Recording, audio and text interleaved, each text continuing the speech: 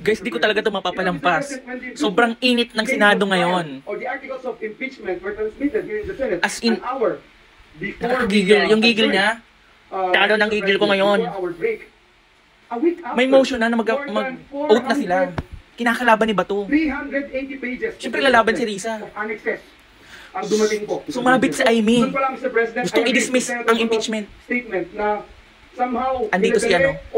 Villanueva. But again, Mr. President, my only concern here is that we have not yet convened as an impeachment court. Yes, and wala mo ang Senate karapatan mag-dismiss. Or even entertain the motion if we are already acting as an impeachment court. Let me go to my other point, Mr. President. The Senate lacks the power to dismiss exciting masyado, no?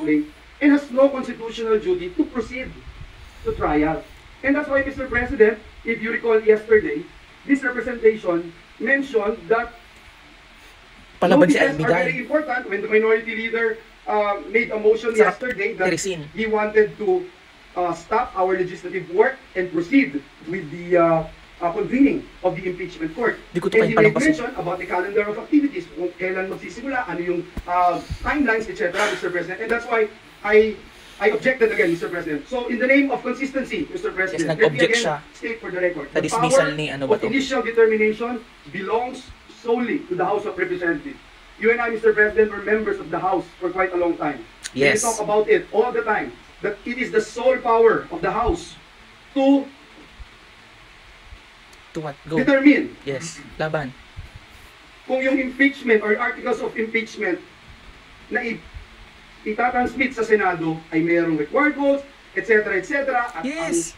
Ang tanging kasi tinanggap nyo na. Sole authority naman ng Senado is to act as an impeachment court, not, Mr. President, to as a gatekeeper of the complaints sufficiency. Further, Mr. President, bears emphasis that the framers of the Constitution intended a clear division of roles.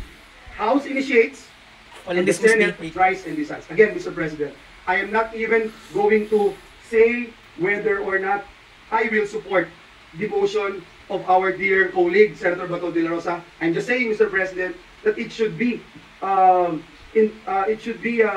posed, Mr. President, in the impeachment court. Last but not least, Mr. President, the Senate as a legislative body, or even when it sits as an impeachment court, Mr. President, ito po yung ating posisyon, may not dismiss the impeachment complaint due to change of Congress.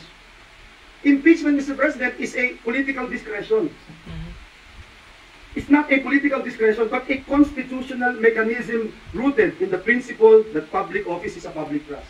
Yes. Alam na po natin lahat yan bilang mga lingkod bayan. Yung sinasaad ng 87 Constitution, which provides public office, the public trust, public officers and employees must at all times be accountable to the people. This duty, Mr. President, is not suspended, nullified, or extinguished by the expiration of the calendar or the transition. Nagalit si Sara, oh. But again, I also believe and support these statements made a while ago by Senator Bato de la Rosa. Yung pong functions officials ng Senado, hindi ho applicable sa atin. Dahil kalahati nga ho sa atin dito, magiging parte pa rin ng impeachment court, parte pa rin ng Senado. Pero doon po sa House, hindi na.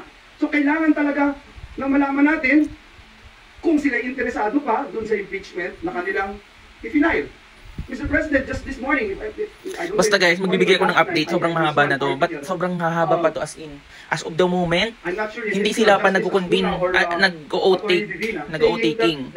Kasi nga, si Bato, nag-privilege speech, tapos nagbiglang dismiss, nag-motion.